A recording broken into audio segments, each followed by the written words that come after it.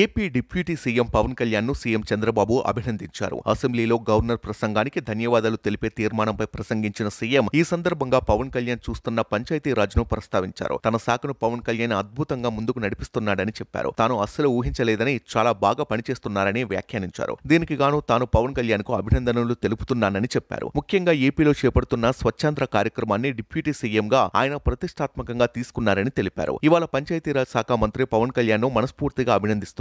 పల్లె పండుగ కార్యక్రమం ద్వారా ఒకే రోజు రాష్ట్రంలోని అన్ని పంచాయతీల్లో జనరల్ బాడీ మీటింగులు పెట్టారు. ఇది అంత తేలిక విషయం కాదు. గతంలో మేం అనుకున్నా చేయలేకపోయాం, కానీ పవన్ కళ్యాణ్ సాధించారు అని చంద్రబాబు వ్యాఖ్యానించారు. అదే సమయంలో మూడో శనివారాన్ని స్వచ్ఛాంధ్రకు కేటాయించగానే తాను కూడా మూడో శనివారం అన్ని పనులు పక్కన పెట్టి దానికోసమే కష్టపడుతున్నారని వ్యాఖ్యానించారు. ఒకే రోజు నిధులు కేటాయించడం ద్వారా పనులు వేగంగా చేసేందుకు ప్రయత్నించారన్నారు. క్లిష్టమైన శాఖను కూడా తీసుకుని పవన్ కళ్యాణ్ బ్రహ్మాండంగా నాయకత్వం వహించి ముందుకు తీసుకెళ్తున్నారని, దీనిని చూసే మిగిలిన శాఖల మంత్రులు కూడా స్ఫూర్తి పొందాలని చంద్రబాబు సూచించారు. అయితే పంచాయతీల్లో గత 5 ఏళ్లు ఎలాంటి అభివృద్ధి కార్యక్రమాలు చేపట్టకపోవడంతో పనులు నిలిచిపోయాయని, రహదారుల నిర్మాణం ఎక్కడికక్కడే నిలిచిపోయిందన్నారు. దీంతో ఇప్పుడు పనులు చేపడుతున్నా కొంత మందకోడిగా సాగుతోందని చెప్పారు. ఈ విషయంలో కూడా దృష్టి పెడితే మరింతగా పంచాయతీ వ్యవస్థ అభివృద్ధి చెందుతుందని చెప్పారు.